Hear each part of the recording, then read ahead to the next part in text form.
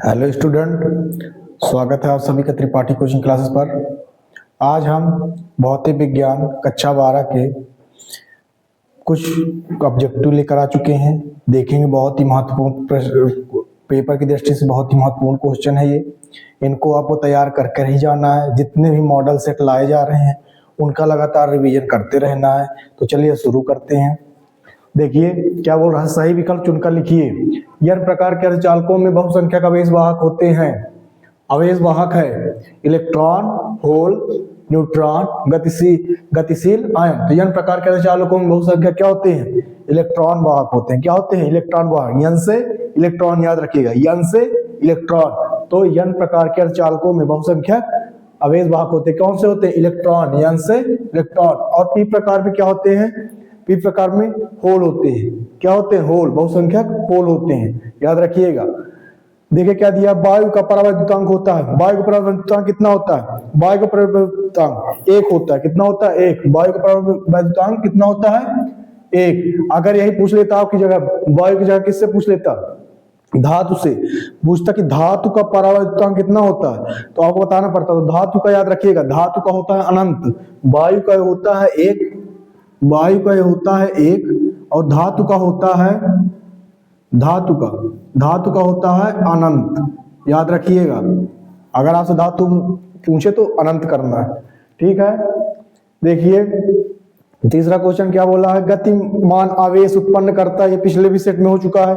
क्या करता है? केवल चुंबकीय क्षेत्र, केवल विद्युत क्षेत्र, चुंबकीय क्षेत्र, चुंबकीय और विद्युत क्षेत्र दोनों, इनमें से कोई नहीं। तो क्या गतिमान आवेश उत्पन्न करता है? चुंबकीय और विद्युत क्षेत्र दोनों। ये तो पिछले भी सेट में हो चुका था, याद होगा आपको, ठीक है।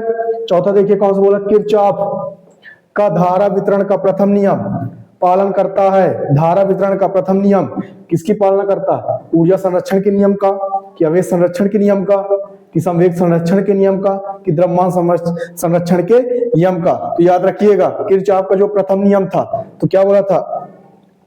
संधि की ओर कुल आने वाली धारा का योग और जाने वाली धारा का योग का बीज घटती योग कितना होता है? 0 होता है।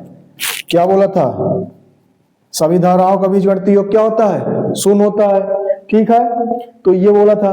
तो देखिए किरचॉफ का वितरण प्रथम नियम किसका? प्रथम नियम जो है, प्रथम नियम किरचॉफ का प्रथम नियम, वो किसकी संरक्षण करता है? आवेश संरक्षण का नियम की पालना करता है। किसकी? आवेश संरक्षण के नियम की। प्रथम नियम आवेश संरक्षण के नियम की, और दूसरा नियम ऊर्जा संरक्षण के नियम का। और जो किरचॉफ का द्वितीय नियम है, किरचॉफ का द्वितीय नियम, वो किसकी पालना करता है? किसकी? ऊर्जा संरक्षण क्षण के नियम की। तो इसमें किसका बोला है? किरचॉफ का धारा वितरण का प्रथम नियम पालना करता किसकी? आवेश संरक्षण के नियम का। आवेश संरक्षण, यही अगर दूसरा पूछ लेता तब द्वितीय नियम पालना करता किसका? ऊर्जा संरक्षण का। द्वितीय नियम ऊर्जा और प्रथम नियम आवेश, याद रखिएगा। देखिए क्या बोला पांचवा क्वेश्चन, कौन सी घटना प्रकाश की तरंग प्रकृति नहीं दर्शाती है? कौन सी घटना प्रकाश की तरंग प्रकृति नहीं दर्शाती है? प्रकाश विद्युत प्रभाव, व्यतिकरण, विवर्तन, ध्रुवण, ये तीनों प्रदर्शित करता है। सिर्फ क्या नहीं प्रदर्शित करती? प्रकाश विद्युत प्रभाव, ये नहीं करता। और याद रखिएगा तरंग प्रकृति जो थी, तरंग प्रकृति किसका नियम किसने दिया था? हाइगेंस ने दिया था। और कणी प्रकृति का न्यूटन ने। ये भी याद रखिएगा, आपसे पूछ ले अगर तरंग आए, तरंग प्रकृति तो हाइगेंस और कणी प्रकृति तो न्यूटन। देखिए क्या बोला है, प्रकाश विद्युत प्रभाव की खोज किसने की थी? बता दीजिए किसने की? लेंज ने की थी। मैक्सवेल विद्युत चुंबकीय तरंग की थी। जे थॉमसन ने भी नहीं की थी। हेनरिच हर्ट्ज ने की थी। प्रकाश विद्युत प्रभाव खोज किसने की थी? हर्ट्ज ने की थी। तो चलिए नोट करिए इसको।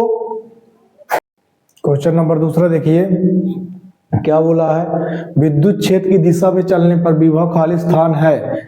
अगर आप विद्युत क्षेत्र की दिशा में जाते हैं, अगर आप विद्युत क्षेत्र की दिशा में जाते हैं तो विभव पर क्या प्रभाव पड़ता है? देखिए अगर कोई बिंदु ये है, इधर अपना कोई बिंदु है, अगर हम अनंत से इधर तक लाते हैं, अनंत से इधर तक, तो विद्युत क्षेत्र की दिशा किस तरफ होती है? इस ओर होती है विद्युत क्षेत्र की दिशा।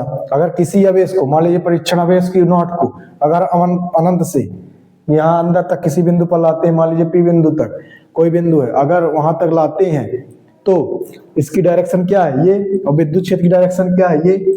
अगर हम विद्युत क्षेत्र की ओर चलते जाएंगे तो विभव का मान क्या होता जाएगा, घटता जाएगा। विभव का मान क्या है ये, और विद्युत क्षेत्र का मान क्या है ये, तो ये क्या है, वो आपस में उल्टे हैं कि नहीं। तो अगर हम विद्युत क्षेत्र की दिशा में चलते चलेंगे तो विभव का मान क्या होता चलेगा, घटता चलेगा, विपरीत है। तो क्या बोला, विद्युत क्षेत्र की दिशा में चलने पर विभव घटता है, क्या होता है, घटता है, याद रखिएगा, ठीक है। ये हो गया। आप देखिए क्या बोला, जिन पदार्थों की चुंबकीय प्रकृति ऋणात्मक होती है उन्हें खाली स्थान पदार्थ कहते हैं। कितने प्रकार पदार्थ होते हैं, 3 प्रकार के, प्रतिचुंबकीय, लौह चुंबकीय और अनुचुंबकीय।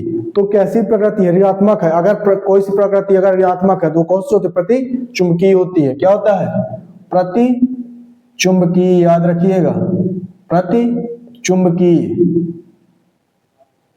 देखिए तीसरा क्वेश्चन क्या बोला है, परिवर्तनशील विद्युत क्षेत्र खाली स्थान धारा उत्पन्न करता है। अगर अपना विद्युत क्षेत्र जो है परिवर्तनशील है तो 8वें चैप्टर में विद्युत चुंबकीय तरंगों में क्या पढ़ा था, अगर कोई विद्युत क्षेत्र अगर परिवर्तनशील है तो कौन सी धारा उत्पन्न करता है, विस्थापन धारा।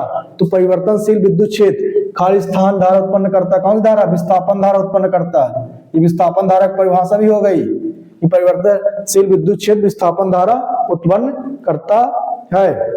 परिवर्तित दूरदर्शक में खाली स्थान के रूप में अवतल दर्पण का उपयोग किया जाता है। किसमें, परावर्तित दूरदर्शक में, किसका, अभिदर्शक के रूप में, अभिदर्शक के रूप में अवतल दर्पण का उपयोग किया जाता था। किसके रूप में, अभिदर्शक,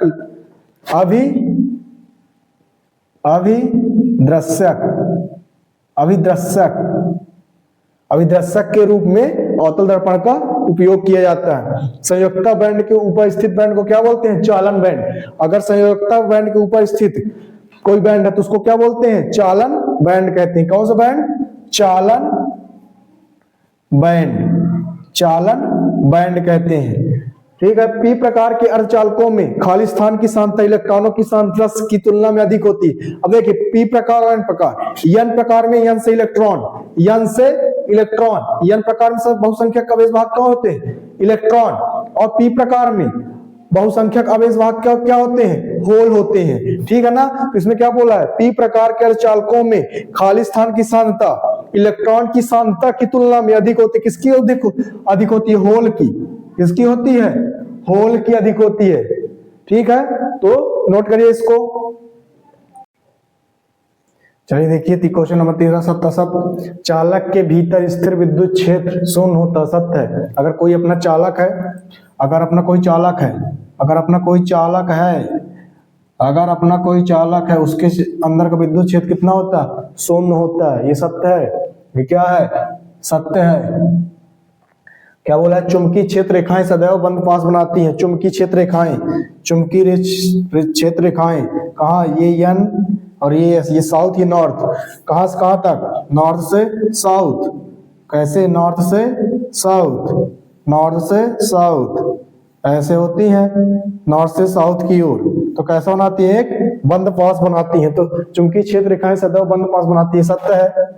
ये भी क्या है, सत्य है, एक बंद पास बनाती हैं, ठीक है। दीर्घ रेडियो की आवृत्ति सर्वाधिक होती है, असत्य है।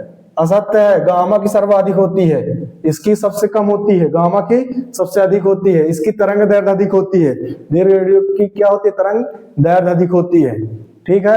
तो यह सत्य हो जाएगा। एक अध्रुवित तरंग के लिए विस्थापन समय के साथ अपरिवर्तित रहता है, असत्य है। क्या है, ये भी असत्य है, परिवर्तित नहीं रहता है, ठीक है। अपरिवर्तित रहता है मतलब इसमें बोल रहा अपरिवर्तित रहता है, मतलब अपरिवर्तित मतलब चेंज होता रहता है, जबकि चेंज नहीं होता है। एक अध्रुवित तरंग के लिए विस्थापन समय के साथ परिवर्तित रहता है, अपरिवर्तित नहीं रहता है, याद रखिएगा, ठीक है। यह सत्य हो गया। एक पूर्ण चक्र के लिए प्रत्यावर्ती औसत धारा का मान शून्य होता है, ये भी सत्य, ये सत्य है। औसत कहीं आ जाए, एक पूर्ण चक्र के लिए प्रत्यावर्ती औसत धारा का मान क्या होता है, शून्य होता है, ये सत्य है, ठीक है। देखिए अब चौथा क्वेश्चन नंबर 4, सही जोड़ी बनाइए। क्या बोला? प्रकाश की तीव्रता, प्रकाश की तीव्रता। तो प्रकाश की तीव्रता क्या हो जाएगा? फोटॉन की ऊर्जा। जब प्रकाश की तीव्रता बढ़ती है तो फोटॉन की ऊर्जा, ऐसे जितनी प्रकाश की तीव्रता होगी उतनी फोटॉन की ऊर्जा उत्सर्जित होंगे। ये यहाँ से उत्सर्जित होंगे, यहाँ से। तो प्रकाश की तीव्रता क्या हो जाएगा? फोटॉन की ऊर्जा। ठीक है, प्रकाश की आवृत्ति तो फोटॉन की आवृत्ति, ये ठीक है। कारफलन, तो कारफलन क्या होता है? सतह में इलेक्ट्रॉन उत्सर्जन हेतु न्यूनतम ऊर्जा, सतह से इलेक्ट्रॉन उत्सर्जन हेतु न्यूनतम आवृत्ति। ठीक है, न्यूनतम ऊर्जा।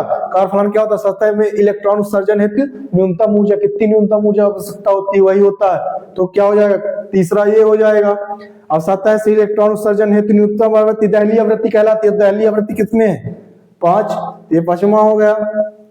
ठीक है, अब देखिए द्रव तरंग। द्रव तरंग क्या होते हैं? गतिशील कण। द्रव तरंग क्या होते हैं? गतिशील तरंग, गतिशील कण, सॉरी तरंग नहीं कण। द्रव तरंग क्या होते हैं? गतिशील कण होते हैं। तो ये चौथा।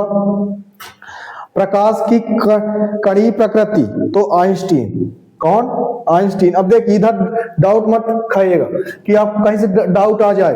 प्रकाश की कणीय प्रकृति, प्रकाश की जो कणीय प्रकृति थी, कणीय प्रकृति, उसको बताया था किसने? आइंस्टीन ने। किसने? एल्बर्ट आइंस्टीन, आइंस्टीन ने। और जो कणिका का सिद्धांत था, कणिका का सिद्धांत, कणिका का सिद्धांत याद रखिएगा, कणिका का सिद्धांत उन्होंने दिया था आइजैक न्यूटन ने। किसने? न्यूटन ने। न्यूटन ने, याद रखिएगा। जो कणीय प्रकृति है वो आइंस्टीन ने दिया था, और जो कणिका का सिद्धांत उसने किसने दिया था? न्यूटन ने दिया था। ठीक है ना? तो नोट कर लीजिए इसको। चलिए क्वेश्चन नंबर 5 देखिए क्या बोला है। एक वाक्य में उत्तर दीजिए, एक वाक्य में उत्तर दीजिए। अनुगमन वेग पर ताप का क्या प्रभाव पड़ता है? अनुगमन वेग जो होता है, अनुगमन वेग वो क्या होता है? अनुगमन वेग, अनुगमन वेग, अनुगमन वेग होता है वो ताप के क्या रहता है? व्युत्क्रमानुपाती। ताप क्या रहता है? व्युत्क्रमानुपाती होता है। ठीक है, तो इसको ऐसे लिख दीजिए, ताप के व्युत्क्रमानुपाती होता है कौन सा? अनुगमन वेग। तो अगर ताप बढ़ेगा तो अनुगमन वेग क्या घटेगा? तो अनुगमन वेग ताप का क्या प्रभाव पड़ता है? अनुगमन वेग पर ताप का क्या प्रभाव पड़ता है? तो ताप का क्या प्रभाव पड़ता है? घटता है,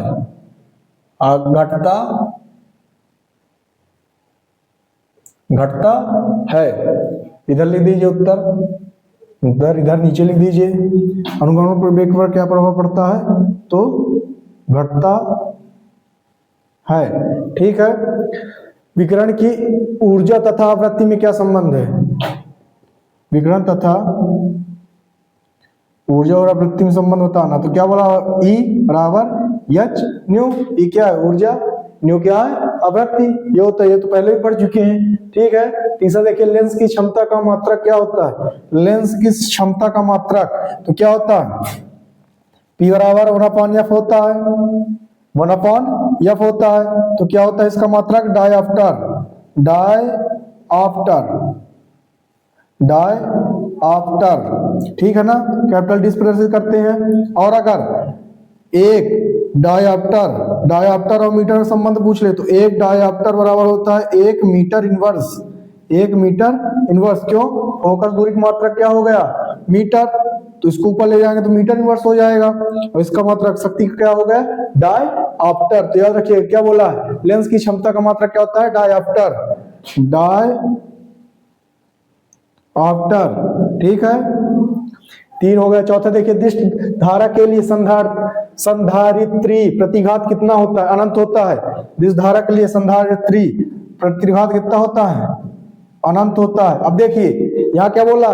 दिष्ट धारा के लिए संधारित्री प्रतिघात कितना होता है? तो अनंत होता है। लेकिन प्रेरकी प्रतिघात कितना होता है? 0 होता है। प्रेरकी प्रतिघात कितना होता है? 0, और संधारित्र प्रतिघात अनंत। तो प्रेरकी प्रतिघात कितना होता है? 0 होता है। याद रखिएगा, प्रेरकी प्रतिघात 0 होता है और संधारित्री प्रतिघात अनंत होता है। ठीक है, इसको याद रखेंगे आप। फिर देखिए कौन सा? क्वेश्चन नंबर 6, फोटॉन का विराम द्रव्यमान कितना होता है? 0 होता है। फोटॉन का विराम द्रव्यमान कितना होता है? शून्य होता है। कितना होता है? इसका भी आंसर शून्य। फोटॉन का जो विराम द्रव्यमान रहता है वो कितना होता है? शून्य होता है। ठीक है, क्या बोला? एक इलेक्ट्रॉन वोल्ट कितने जूल के बराबर होता है? तो एक इलेक्ट्रॉन वोल्ट, जो एक इलेक्ट्रॉन वोल्ट होता है, एक इलेक्ट्रॉन वोल्ट वो 1.602 जो लिख दीजिए, चाहे 1.6 बस लिख दीजिए, दोनों सही माने जाएंगे। लगभग 02 1.6 ही है, तो 1.602 गुणे 10 घाते -19 जूल के बराबर होता है। तो यानी इसका क्या हो जाएगा राइट आंसर? जो एक इलेक्ट्रॉन वोल्ट कितने जूल के बराबर होता है? तो 1.602 गुणे 10 घाते -19 जूल के बराबर होता है। याद रखिएगा इन सबको। इसी के साथ ये सेट कंप्लीट होता है। जितने भी वस्तुनिष्ठ इस सेट में क्वेश्चन लाए थे कंप्लीट होते हैं। आपका 13 तारीख को फिजिक्स का पेपर है, तो 11 तारीख को हम ये कोशिश करेंगे कि आपको टॉप जितने 50 क्वेश्चन ऑब्जेक्टिव के हैं वो करा दिया जाए। मतलब बहुत ही इंपॉर्टेंट क्वेश्चन 11 तारीख को कराए जाएंगे, 11 फरवरी को। तो तैयार रहिएगा। और वीडियो कैसा लगा कमेंट करिएगा। जो भी आपके डाउट आए तो कमेंट में पूछ सकते हैं। Thank you.